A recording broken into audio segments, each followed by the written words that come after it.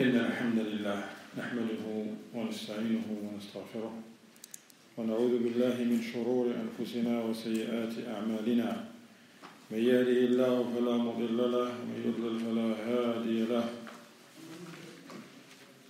وأشهد أن لا إله إلا الله وحده لا شريك له وأشهد أن محمدا عبده ورسوله صلى الله عليه وعلى آله وصحبه وسلم تسليما كثيرا أما بعد. I praise Allah subhanahu wa ta'ala and thank Him. And we should praise Him and thank Him all the time. For indeed Allah subhanahu wa ta'ala has bestowed upon us endless bounties. You can never count or enumerate the bounties and the favors and the blessings of Allah subhanahu wa ta'ala. From these great bounties, and all the bounties of Allah are great, in fact He guides us toward Islam. This upright religion, alhamdulillah. But we should take benefit of it. Islam should change our lives for the better. And that is by learning it and taking it from its proper sources. The Book of Allah, Sunnah of the Messenger of Allah sallallahu alaihi wasallam, with the understanding of the Salaf Salih, the companions of the Messenger of Allah sallallahu alaihi wasallam in the first place, and whoever follow them on that good and that path, follow them bi-ihsan, taba'ahum bi-ihsan. That's what we're doing, alhamdulillah, in this upcoming 3 days. We have 5 sessions, alhamdulillah, starting tonight with the first session. We're going to learn and review together a great topic, a great pillar of Islam, a great act of worship, which is the salat, the prayer. Inshallah ta'ala, as we know, the status of the salat is great. And we're going to read, inshallah ta'ala, from the book, great book, Al-Mulakhas al-Fiqhi, of our noble Shaykh al-Allama al-Doktor Salih bin Fawzan al-Fawzan, حفظه الله تعالى ومتعه بالصحة والعافية وغفر له ولوالديه ولنا ولكم وللمسلمين والمسلمات آمين.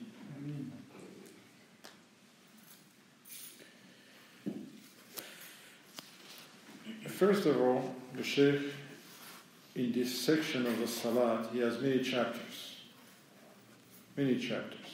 great chapters. And I will advise you to get this book.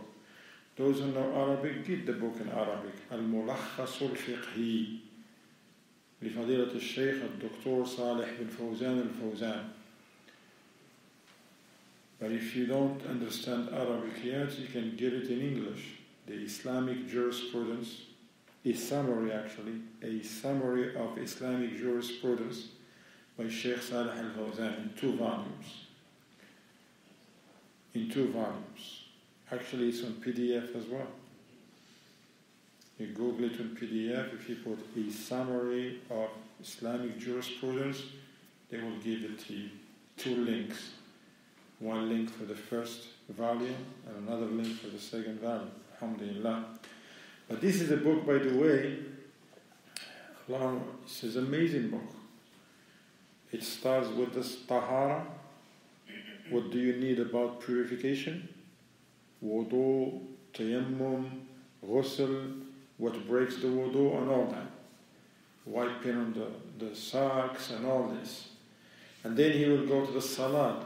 All you need to know about the salat, including salat al-jama'ah, salat al-jumu'ah, the nawafil, the Eid prayers, taraweeh, all of that. Janazah prayer.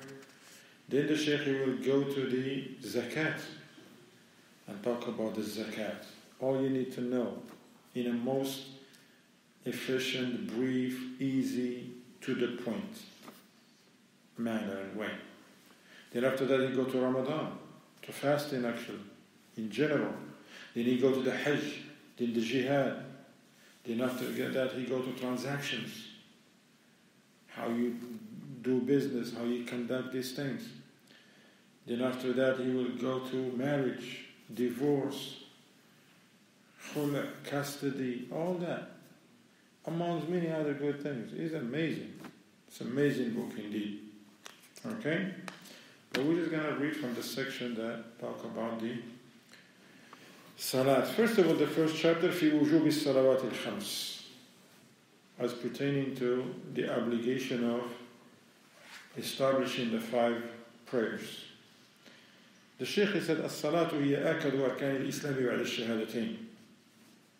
Salat is one of the most important pillars of Islam after Shahadatain, after La ilaha illallah Muhammadur Rasulullah sallallahu alaihi wasallam.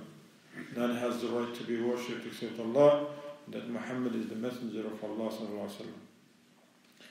وقد شرعت على أكمل وجوه العبادة وأحسنها. This prayer is amazing. It's one of the great acts of worship.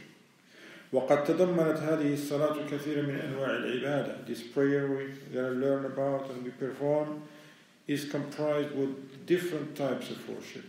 Different types of worship. ذكر الله, you remember Allah in it. تلاوة لكتابه, it is legislated for us to recite some of the Quran. قيام بين يدي الله, you got to stand and humble yourself in front of Allah. وَالرُّكُوع, you bow yourself for Allah. Sujood, you prostrate down, put your face on the ground for Allah. وَالدُّعاء, likewise you invoke Allah, you supplicate, you ask Allah. وَالتَّسْبِيح, you glorify Allah. Takbir, Allahu Akbar. All of this is in the salat. وهي رأس العبادات البدنية ولم تخل منها شريعة رسول من رسول الله عليه الصلاة والسلام. This is one of the great acts of worship that was done by the limbs, by the body parts. And it is, this salat was legislated for, it was mentioned in every message that Allah subhanahu wa ta'ala has sent with His messengers, alayhi salatu wasalam. وقد فرضها الله على نبيه محمد صلى الله عليه وسلم خاتم الرسل ليلة المعراج في السماء كما عند البخاري ومسلم في حديث أنس. Allah subhanahu wa ta'ala has made this salat obligatory upon this ummah to our Prophet Muhammad sallallahu alaihi wasallam, the seal of all prophets and messengers, on the night of Al-Mi'raj, of the ascension, when the Prophet ascended to the heavens, as it came in a hadith, sound hadith, in Sahih al-Bukhari, and Sahih Muslim. Question here, I want you to pay attention. Since I mentioned Isra al-Mi'raj, what day do we Muslims, pay attention to the question, okay? What day, if you want to answer, just raise your hand. What day do we Muslims celebrate the Isra and Mi'raj? What day in 1 month we Muslims celebrate the Mi'raj? Huh? What day do we celebrate? Now. No. What's the question? I said, I just mentioned Al-Isra wal-Mi'raj, that the Prophet ﷺ ascended to the heavens. You know that? Good. We Muslims, what day do we celebrate the ascension of the Prophet ﷺ to the... Huh? We don't. Exactly. Huh? We don't. There is no celebration. There is no celebration? But because there is no time for it? No. Why is that? Because we don't celebrate. We don't, because we don't have time? We only celebrate like 2 Eids, that's it. Ahsant, Aina. That was the question. That was the right answer. We don't celebrate Isra and Mi'raj. So that was just a question out there to see if you would me, okay? Alright? Jazakallah khair, Adam and Uns. We don't celebrate. We do 2 celebrations that are legislated for us. Eid al-Adha and Eid al-Fitr. That's it. بخلاف سائر الشرائع فدل ذلك على عظمتها وتأكد وجوبها ومكانتها عند الله. The Shaykh said, Salat was made obligatory at that time when the Prophet ﷺ ascended to the heavens. As opposed to the rest of the legislation, there was through Jibreel alayhi salam when the Prophet ﷺ was on earth. That shows the greatness of this act of worship and how it is obligatory upon the people to fulfill it and to establish it. And also that shows the great position that the salat, the prayer, have with Allah subhanahu wa ta'ala. Allah loves this salat. وقد جاء في فضلها وجوب على الأعيان حيث كثيرة. وفرضيتها معلومة من دين الإسلام بالضرورة فمن جحدها فقد ارتد عن دين الإسلام يستتاب فإن تاب وإلا قتل بإجماع المسلمين. The Shaykh says, as for the virtue, the merit, and the obligation of salat upon every individual, not just upon one person in the community, upon every individual, many texts from Quran and from the Sunnah. This is well known in this deen of Islam through the texts. So therefore the Shaykh says, anyone who denies the obligation of salah, someone who said there is no such thing, salat, man, it's not obligatory to pray. You pray, don't pray, it's all the same, and there is no such thing, it's obligatory to pray. Or he denied the salat, period. So that person, apostates, leave Islam. It's very serious. It's enough, it's a big problem if someone is not praying. Not long he's going to try to tell the people there is no such thing, praying. No. But if that person who's saying to the people there is no prayer, that's an apostasy from the deen of Islam. The ruler will bring that person to account and ask them to recant their positions and to repent. Otherwise, the ulama says that ruler will have the authority and the right to execute such a person. It's very serious. The ruler, okay? And whoever, represent him. It's not like somebody sees somebody don't pray or make a statement like that and you want to take them somewhere. No, that's not for us. Alright? والصلاة في اللغة الدعاء قال الله تعالى وصل عليهم أي أدعو لهم. Now, usually the ulama, when they want to bring a term, a definition of a term, they bring you its meaning in the language, in the Arabic language. Salat linguistically means dua, invocation or supplication. Allah says in Surah Tawbah, Salli alayhim wa salli, and word for word translation of this, wa salli alayhim, somebody may say, and pray over them. La. Here salat mean invoke Allah for them, make dua for them. So salat may mean dua linguistically. ومعناها في الشرع, but in the terminology of the religion, أقوال وأفعال مخصوصة مفتتحة بالتكبير مختتمة بالتسليم. But in the terminology of the legislation, salat comprises statements, actually specific statements and specific action. You cannot say anything in the salat, and you cannot do anything in the salat. There is some specific statement we say, specific things we do, and it begins with takbir, which we call takbirat al-ihram, and it ends with taslim. That's salat. سميت بذلك لاشتمالها على الدعاء. Why is it called salat? He says because it comprises dua. Remember we learned in the meaning, linguistic meaning of salat is what? Once again? Dua. So that's why you get that name. The Shaykh said it was called as-salat because it contains dua. فالمصلي لا ينفك عن دعاء عبادة أو ثناء أو طلب فلذلك سمي صلاة.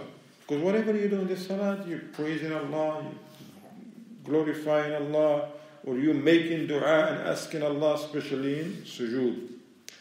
وقد فرضت ليلة الإسراء قبل الهجرة 5 صلوات في اليوم والليلة بدخول أوقاتها على كل مسلم مكلف. And it was made obligatory on the night of the Isra and Mi'raj, before the hijrah of the Prophet, before he moved and migrated to Al-Madinah, while he was still in Mecca. 5 prayers in a day and a night. Whenever their times comes in, it becomes obligatory upon every person who reached the age and to pray and to perform this prayer. And keep in mind, it used to be 50. At first, it was 50. But Allah subhanahu wa ta'ala has reduced them to 5. But we pray 5 and we get rewarded for 50. Alhamdulillah. Allahu Akbar. Rahmah of Allah and His karam and generosity. قال الله تعالى كما في سورة النساء إن الصلاة كانت على المؤمنين كتابا موقوتا. Allah says that the prayer has been prescribed on the believers on well-fixed times. I'm not going to elaborate a little bit here because this is going to come once again in one of the conditions of the salat, and we'll talk about more about the time and all that, okay? And this time the Prophet ﷺ has made them clear, okay? They are mentioned in the book of Allah, and the Prophet ﷺ has made those times clear. Alhamdulillah, as we're going to learn later on, inshallah ta'ala. وقال الله تعالى وما أمروا إلا ليعبدوا الله مخلصين له الدين حنفاء ويقيموا الصلاة. They were not commanded except that they worship Allah subhanahu wa ta'ala, making the religion sincerely for Him, and that they establish the prayer. Also Allah subhanahu wa ta'ala says وَأَقِيمُوا الصَّلَاةِ, and establish the prayer in many places. I want to share something with you here. Sheikh al-Imam al-Allama Abdul Rahman bin Nasir al-Sa'di rahimahullah ta'ala, in his tafsir, when he was explaining and giving the tafsir of Surah Al-Baqarah, towards the beginning, Allah subhanahu wa ta'ala, He was praising the believers and those who are muflihun and successful. He said they established the prayer. And he mentioned, he said that there is a difference, big difference. Not everybody who prays is establishing the prayer. Anybody can perform the prayer, can stand up and go down and this. Somebody look at them, they say they pray. But those who establish the prayer, he says that those who they fulfill their certain things that we are going to learn now, the conditions, and they fulfill them to the best of their abilities, the pillars, the arkan, the wajibat, the requirements, and the sunnah. And that's what will make the difference. Also in Surah Ibrahim, Allah subhanahu wa ta'ala said, قُلْ لِعِبَادِيَ الَّذِينَ آمَنُوا يُقِيمُوا الصَّلَاةَ. Say to my slaves who have believed to establish the prayer.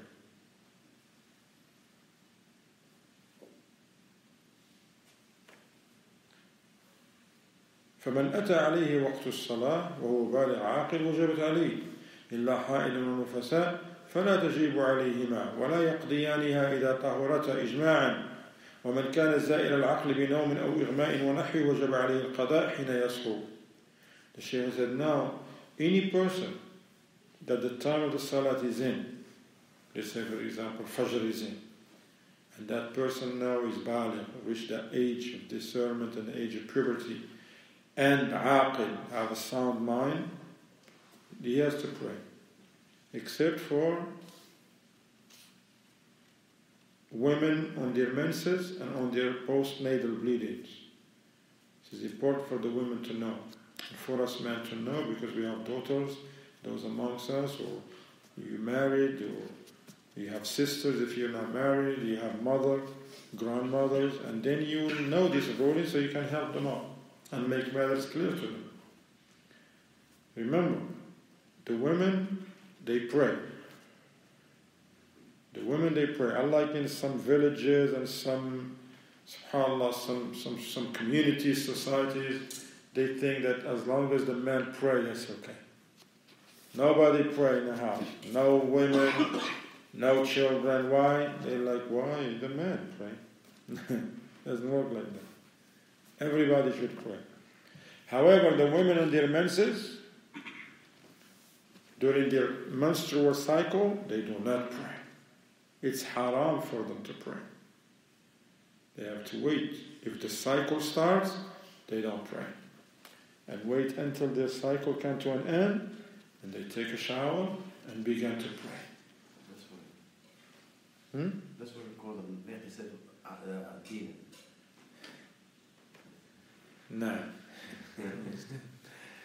طيب فكذلك هنا هو كذلك هنا. And they don't fast neither, but they don't make up the days of salat. They don't make up the prayers, but they make up the fast. Likewise, if a woman gives birth and she's bleeding, she does not pray until the blood stops, even if it takes few weeks. Okay? Likewise, if a person lost his mind and he didn't pray, felt unconscious, for example, for a few days or a few hours, when he regains his consciousness, then that person should pray. that person should make up his prayers. The Prophet ﷺ said, "Man nama an salatin aw nasiyaha falyusalliha idha dhakaraha." Okay?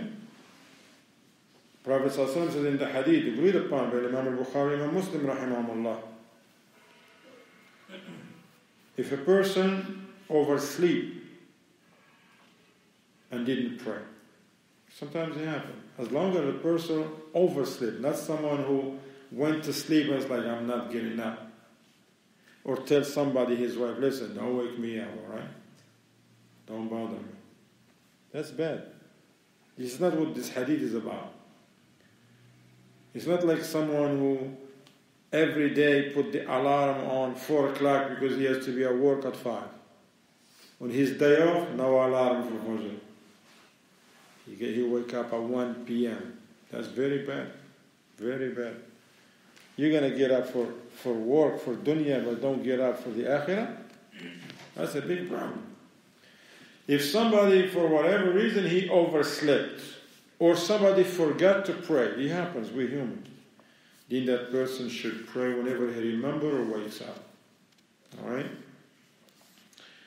قال ويلزم ولي الصغير أن يأمره بالصلاة إذا بلغ 7 سنين وإن كانت لا تجب عليه ولكن ليهتم بها ويتمرن عليها وليكتب له ولوليه الأجر إذا صلى. الله أكبر. لعموم قوله تعالى من جاء بالحسنة فله 10 أمثالها. He said, no, it is binding upon the guardian of the little ones to command the child to pray when he reaches 7 years old. You have children, now any one of them reach 7 years old, you command them. You command them to pray. Even though it's not obligatory upon them to pray. Some people, you gotta learn, we have to learn and apply. Some people, you see them making it wajib, obligatory on a 4 years old to pray. Get up and pray. Get up. And then if the child says, get up and pray, he needs to pray. 4 years old? 7 years old, he doesn't have to pray. You command them, the ulama said, if they pray, alhamdulillah, they don't pray, there is nothing against them. But you command them to pray. Why? So that they can get used to it. And get used to it. And if he prayed, that child, 7, 8, 9, praying, then alhamdulillah, he's rewarded, and you are rewarded as well. Because Allah subhanahu wa ta'ala says, whoever does good, he is rewarded 10 like of it. Allahu Akbar.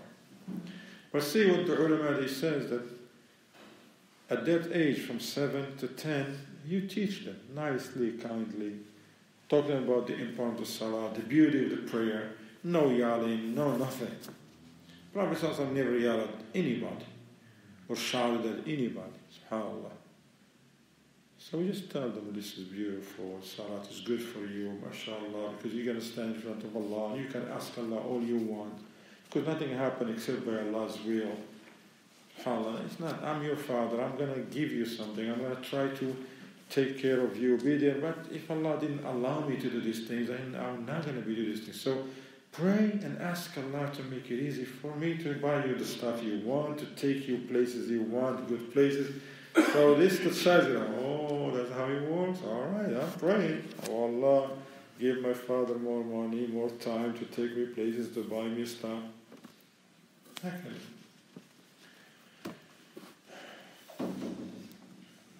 So he says, but you have to teach him. I know. We have a woman, she was making hajj with the Prophet ﷺ, and she said she has a child with her. Sabi actually. It's not, there is no puberty, very young, very little. She said, is this one here, this child has hajj?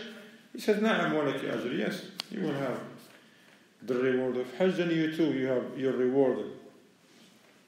But the ulama, they mentioned here, since we mentioned, the Shaykh mentioned this, said, however, if somebody was under the age of puberty and made hajj with his parents, grandparents, whatever, Allah will reward them as for that hajj, but it's not counted as the hajj farida. when they reach the age of puberty, they should make Hajj again. Okay? Now, فَيُعَلِّمُهُ وَلِيُّهُ الصَّلَاةَ وَالطَّهَارَةَ.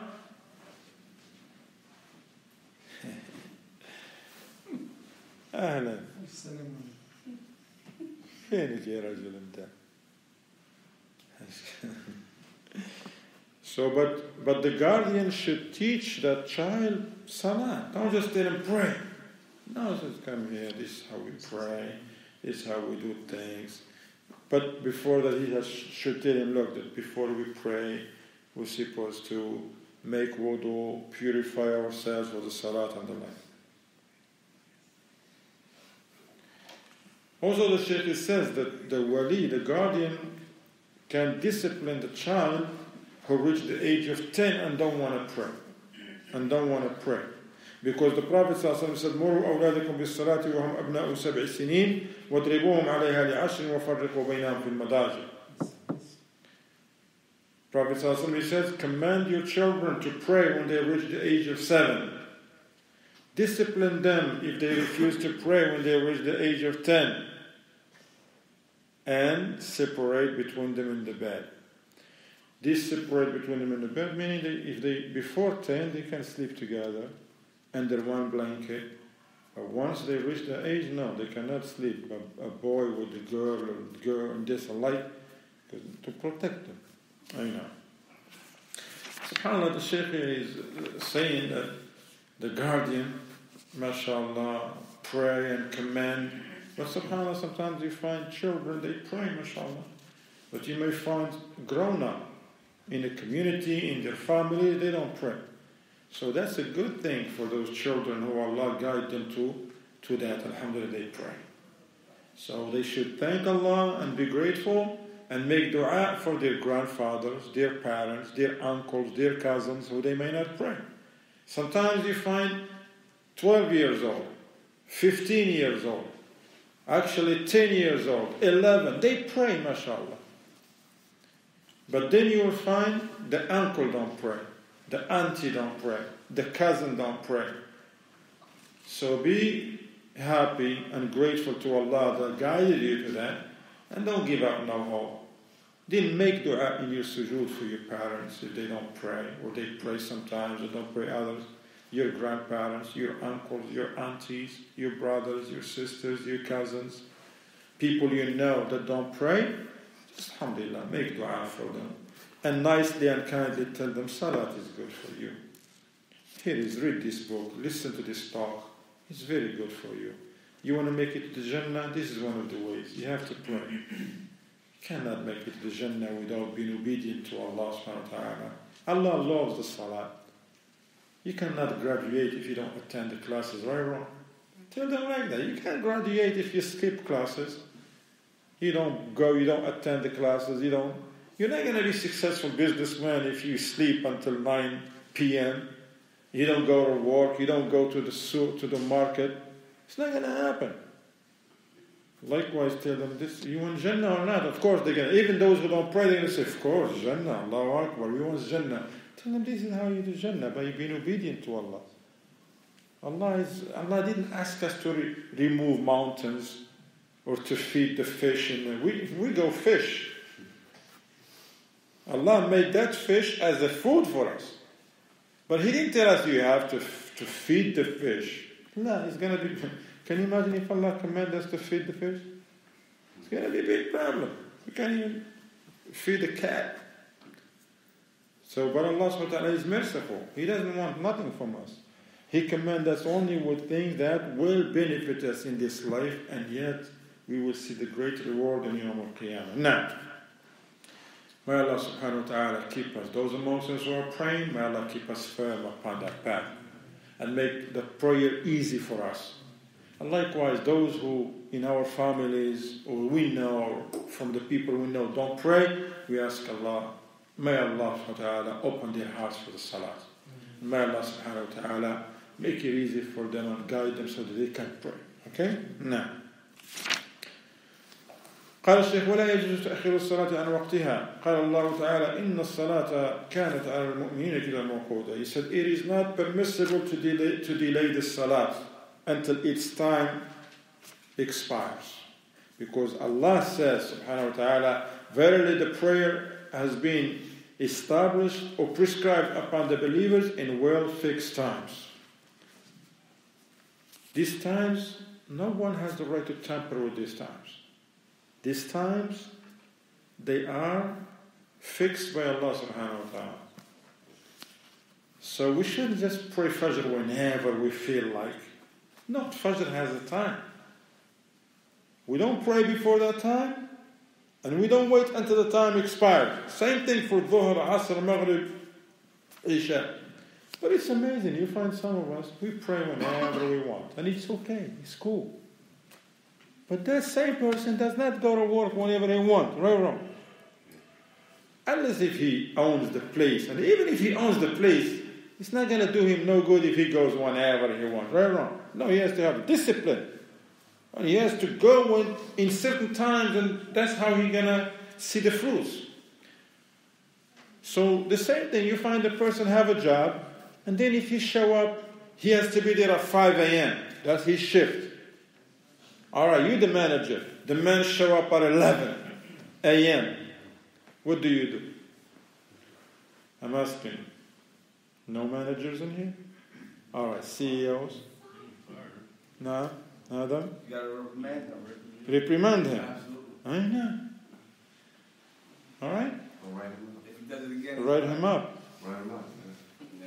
Write him up. If he does it again, he's fired. Now, Amir? So, for the Salah, let's say, because we're in school and we miss Dhuhr and Asr, when we get home, as soon as we pray, will those be accepted? Or? If we're in school and you miss Dhuhr and Asr, see, that's a good thing you mentioned that. So at school, it is not a valid reason to not to pray on time. Okay? So you need to pray on time. The only way you can delay Dhuhr until after Asr or at the time of Asr is when you're traveling, for example. When you're traveling and you can delay the Dhuhr and pray it at the time of Asr with Asr. The ulama, they called jam', combining the prayers. Also, the ulama, they mentioned, if someone is very sick and they're going to take a medicine right before Dhuhr, or hour or so before Dhuhr, and then it knock them out, then they go to sleep. When they wake up at the time of Asr, they pray Dhuhr and Asr. That's okay for those who are sick, very sick. As for work, some people, for example, they start working at 7 a.m. and they get off at 4 p.m. and then it takes them an hour to drive home or whatever. They get home at 5 and then they're like, oh, now he's going to pray Dhuhr and Asr. Asr may be still okay if Maghrib doesn't come until after 5.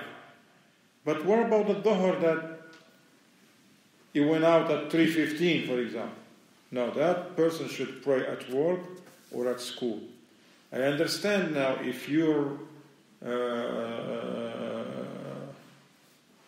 11 years old or 14 or 15 or 13 or 12 or whatever, then you should have your guardian to talk to the teacher, the supervisor, or the principal that my son, my grandson, my nephew, you need to pray, he needs 5 minutes. Or, for example, during the lunch break, for example, they give them lunch break, right? What time? My school, 12:30. 12:30? 12:30 to what? 12:30 to 1. 12:30 to 1? Awesome. Then you can pray at that time. 5 minutes, you go somewhere, pray, alhamdulillah, you don't have to worry about nothing. And Asr, you can pray at home. Okay? You know? So should you pray at recess where you can't find anyone?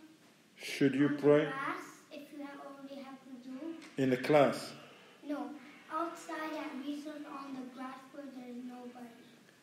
Can you pray by yourself outside if there is nobody to pray with you? Yeah, nobody Sitting in front of me outside there. for recess, can he pray on the Recess? grass? Pray on the grass. What's the recess? When the kids have a playtime. Playtime. Yes, you can. Just find a nice, alhamdulillah, area there is not a lot of kids running all over in front of you, and you pray. If there is some Muslims with you in the same class and they pray, then you said, let's pray together, inshallah, Dhuhr. But if you're the only one, you pray by yourself. Mind you, this is a question of 6 years old, brothers. Allahu Akbar. This is a 6 years old. Is concerned, said, can I pray by myself on recess if there is no other people praying? What about us? If my wife he's 6 years old and he's like, I can't pray. Why? People are looking at me. People are going to look at you. You pray, you don't pray. You pray, don't pray, they still going to look at you. But you pray, man. Don't like people, they do a lot of crazy things in front of people, right, wrong. But you're doing the best thing. And you never know. Some people we've heard, they've been guided to Islam through that.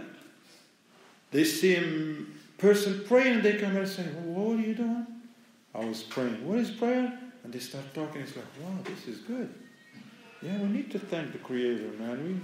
We subhanAllah. And then, Jazakumullah khairan. And the first question was from 12 years old.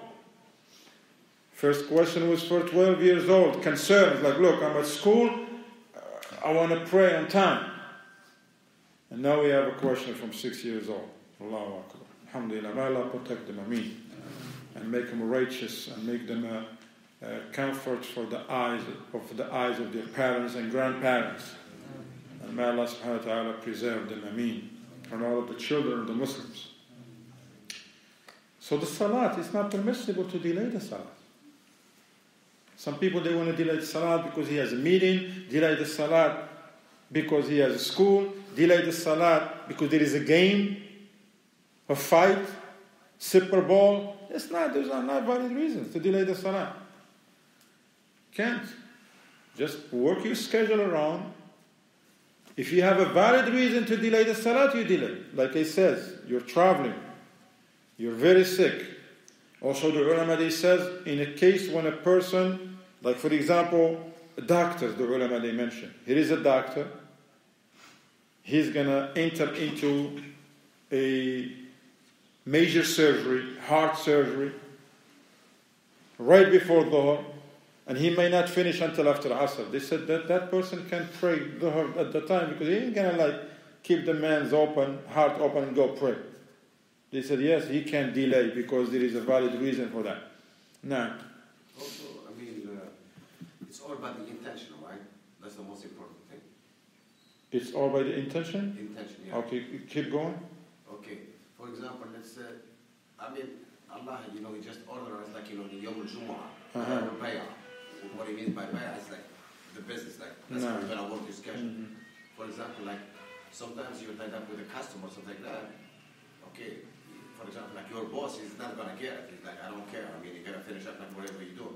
Mm-hmm. So, what I'm trying the Islam is also flexible, certain situations. Islam flexible? I'm sorry? He said Islam is flexible or the person is flexible? No, Islam is flexible. Yeah. In certain situations, if you have the... In certain situations? Yeah. I know. Because you mentioned only on traveling or something like that. Yeah. No. Job is not necessity. Job. It's not necessity. If you're doing some job, it's not a necessity to let the salat expire. If you're conducting a job and the salat, Dhuhr for example, Dhuhr come at 12:15, Asr come at 3:20. You have the time to pray between 2:15 and 3:20. If you're busy at 12:30, it's okay. Keep doing what you're doing. But then at 1 o'clock you have a room, you pray. But you don't let the salat time expire and say Islam is flexible. No, it's not like that. What I meant, you don't do it on purpose. That's what I said. Even if it's not on purpose. No, you have to. That's why it's important before you work, you tell the people that you work for, I'm a Muslim, I do pray. Alhamdulillah, it doesn't take me much. It takes me 5 minutes to pray. 5 to 10 minutes. And I will pray. When you're going to pray, alhamdulillah, tell them I have, for example, if a person, he's going to be there only in the Dhuhr time. Then you tell him I will pray only one time. And I have to pray anywhere between 12:15 until 3 o'clock. I need to pray at this time. It's okay. See, the problem sometimes the person, he's on the phone, negligent himself, until dear, he has 5 minutes to pray. I got to go pray. No, customer, I don't care, I'm a Muslim. What you talking about? At 1:30 you're on the phone checking Instagram and Facebook. Why didn't he pray? Now all of a sudden he's remembered, 5 minutes for Asr. I got to pray Dhuhr.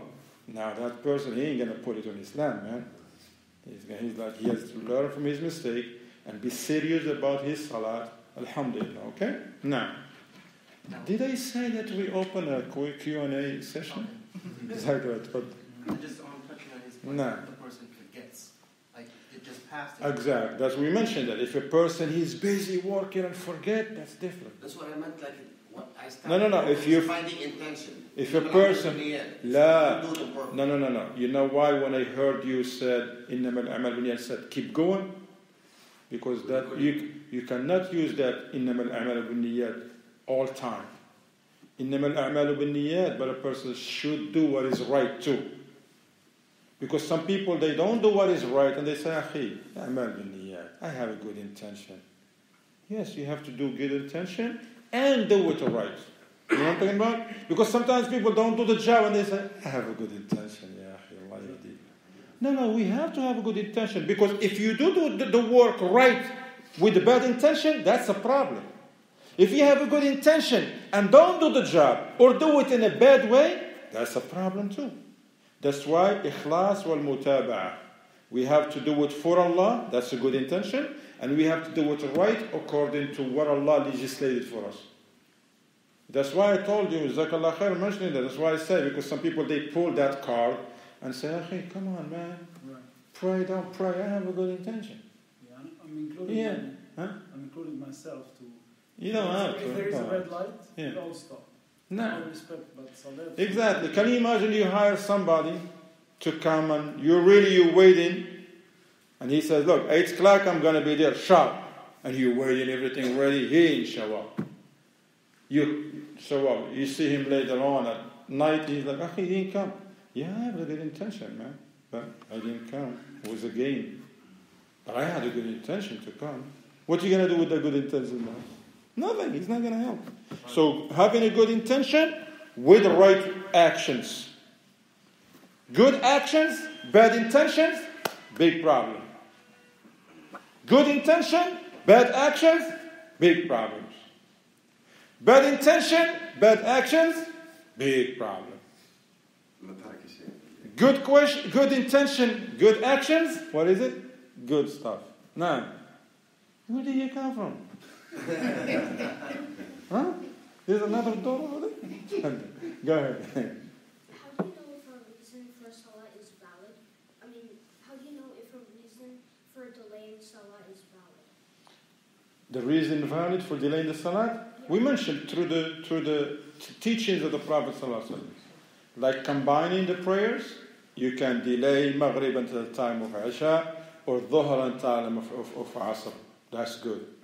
Or if you oversleep, and you delay one salat or couple of salats. Sometimes you may be exhausted, and you're home, nobody wake you up, and you sleep for 2 days.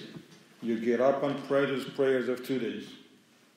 But we don't come up with our own things like, school might be valid. No, we ask, is school valid? I'm in school. I'm at work, watching a game. Is it valid or not? Then the person is going to help you. He's going to ask a question. What is your job? What do you do? Like I give you an example of a doctor. This is a life and death situation in here. He's going to attend to that patient in there. But if somebody else, no, you tell them, okay, you have an interval, you have like a couple of hours to pray. Inshallah ta'ala. Now. How about if it's like 10 minutes to pray the Dhuhr, but then you're late for work, so then, and when you're driving, the Asr comes in. Would it count against you? He says, how old are you again? 10. He's 10 years old. He says, you're not asking about you, right? Because you're talking about somebody driving to work and stuff, right? What about this? When you get a job, you can ask me. No, it's okay. He said, yes, nice boy. Now, he says, person is driving to work. He left 10 minutes before Dhuhr comes in, right? Then while he's driving, Dhuhr comes in. Then he keep driving and Asr comes in. Where is this guy going? He work in Alabama? I don't know where he worked at. Huh? First thing, he may find another job closer to himself. So somebody advising him. But let's say this person, he get on a car and he's going to work. He left 10 minutes before 12. Let's say Dhuhr come at 12. But then this person, he should pray before Asr comes in. Dhuhr, because unless if he's traveling, because this person gonna travel for 2 hours or 3. Now he may be a traveler person. He's on the road of a traveler, so he can combine. That's why I said answering the question is being the details. All right? So if a person just like driving, it's like, I'm driving, I can't stop. No, you stop. If he's not, for example, traveling, and he has to stop before the time of the Dhuhr expires and pray. Somebody said, how are you going to stop, man, and pray? Don't he stop for the bathroom? Person has to use the bathroom. And he's like this, I'm driving. Somebody said, why are you like that? The bathroom, stop. I can't stop, man. I can't go into work. What do you think about that person? He's like, no, doesn't work like it. Stop, man, and go. He's hungry. Not even hungry. Craving for, he's to Starbucks 6 miles. Going to Starbucks, right or wrong?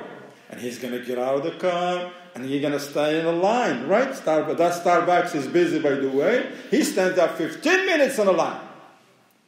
And he gets his latte, or frappe, whatever it is. Huh? And then he's going to sit on the table and drink it, wait 5 minutes because it's cold, hot. And then he's going to get in the car. No, but he's not going to find 10 minutes to pray. See, sometimes we do stop and we want to I don't know, what can I do? It's easy what to do. Salat is important. If you stop for food, you stop for the bathroom, you stop for Starbucks, you got to stop for the Salat, man. Did we say you can ask only 10 questions in base session? We said that or not? Did I say you can ask only 10 questions per session? No. Well, now we're saying that. All right, go ahead. That's number 2. So if you're in traffic and it takes 40 hours to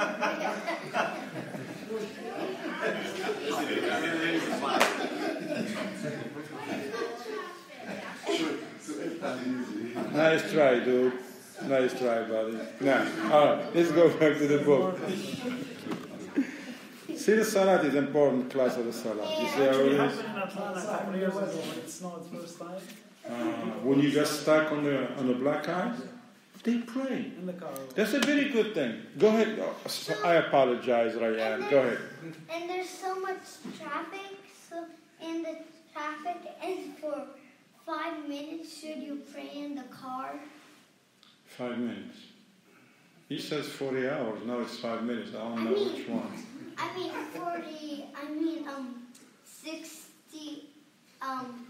60 minutes. I think it's past you at that time, should buddy. you pray? It's past you at that time. You don't even know what you're talking about. I'm talking to Rayyan, 6 years old. No, actually we can answer that. Let's say, because his father says they were in Georgia once, Atlanta, a couple years ago, maybe 2014. 14, he was a black ice and it was a mess. Alhamdulillah. And people got trapped and stuck and there's you can't drive on that black ice. It's very dangerous. So they got stuck in there for hours. Yeah, maybe he's right, 40 hours plus. 7 hours? Oh, that's as much. That was you, but other people was... See, I live there. I've seen it, like even though when the stuff melt, subhanAllah, cars are just parked in the middle of the 3rd lane, 4th lane. People, they just left the cars. In this case, Rayyan, look, if a person is stuck in the traffic or whatever, and the time of the Salat is about to expire, then if they can get out of the car and go pray, that's good. But if they cannot leave the car, then they pray in the car. Sitting. If they don't have wudu, then they try to make wudu. If they have a bottle of water with them, whatever, they get out and make wudu. If there is none, they make tayammum. Yes. No more questions. So should you just open the door a little and just do the wudu? Yes, exactly. You can. If you don't even want to get out, yes, that's an easier way. Just open crack the door a little bit, and you can make wudu. If you can. What if you're in a place where you can't get access to water? Ahsan. And there's it's in the middle of the city where you can't find any dirt or anything to uju with. What do you do in that situation to uju? That happened to you before? That happened to you before? All right, don't ask me that. In this case, look, he says, if you are somewhere in the middle of the city, there is no water, and there is no dirt, what can you do? Call Superman. Yeah, call like they have overeat.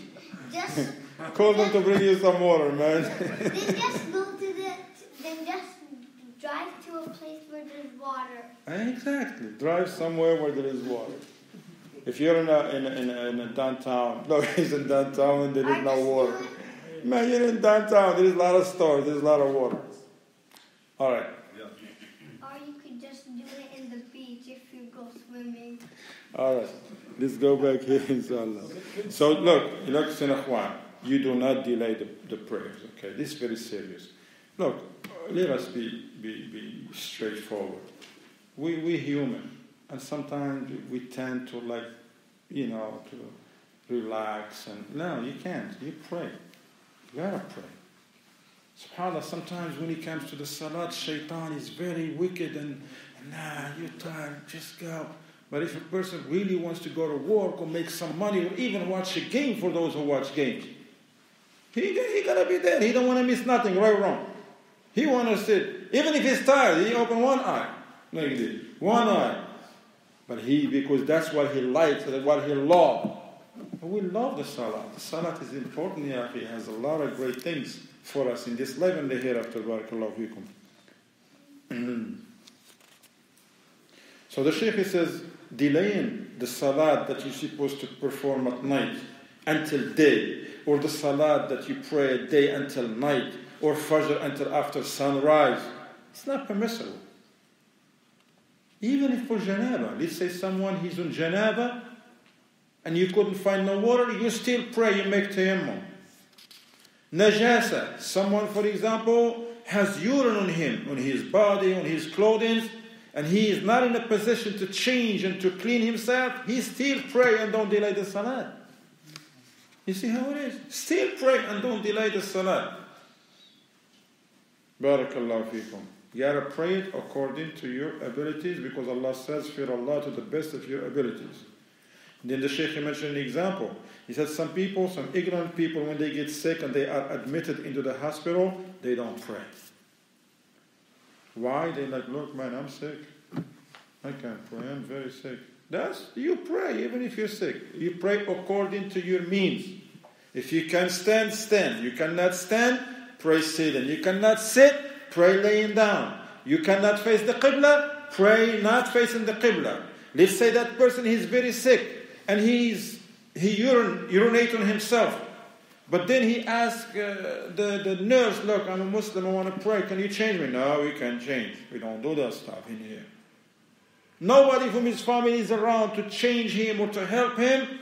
That person still pray with diapers on, with no wudu, and still pray, yeah? Because Allah subhanahu wa ta'ala says, fear Allah to the best of your abilities. Now, that's a question. Yes. So, let's say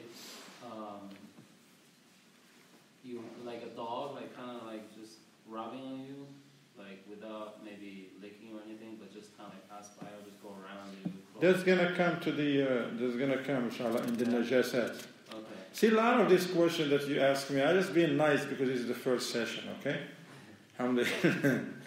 But it's going to come later on. I just don't want to say to you, it's going to come in the next course, it's going to come in the next chapter, in the third session, in the fourth session, but all of them is going to come in there.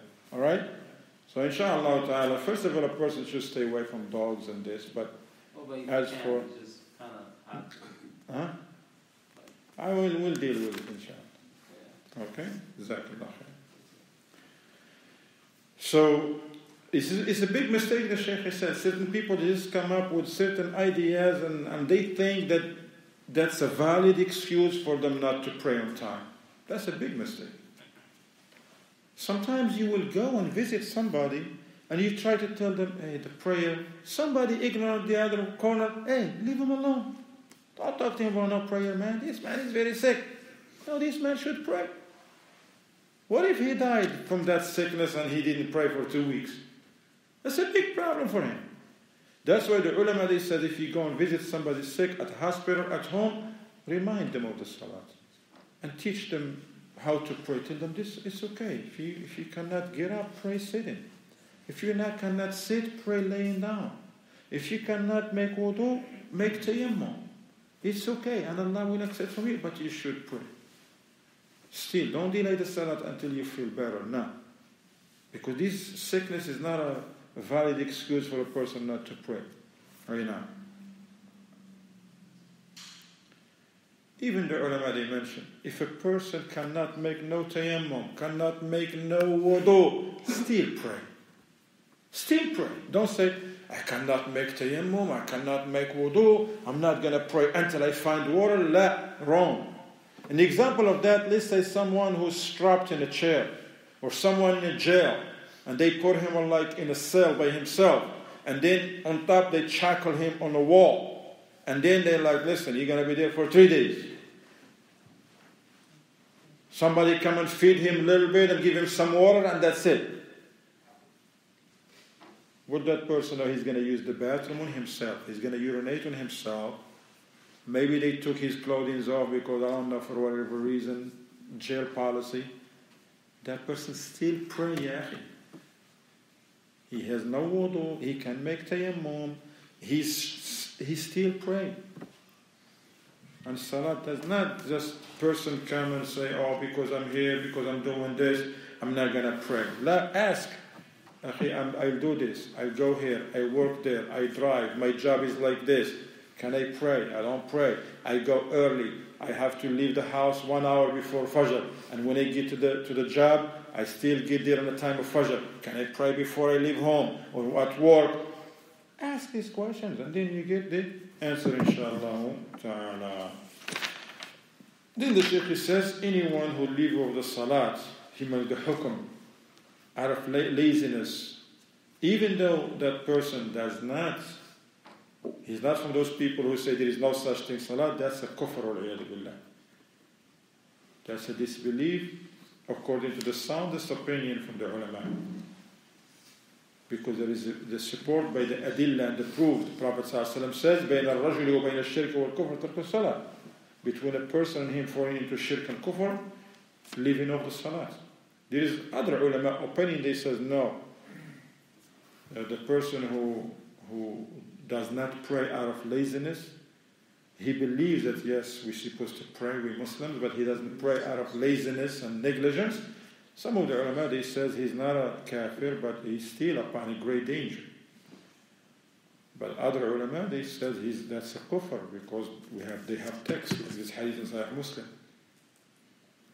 And it's very important. Very important. Salat is very, very important. We're going to continue, inshallah ta'ala, tomorrow. We have 2 sessions. One after Asr and one after Maghrib, not after Isha. One between Maghrib and Isha and one after Asr. جزاكم الله خيرا بارك الله فيكم وصلى الله وسلم على محمد وعلى آله صحبه وسلم تسليما كثيرا. نعم.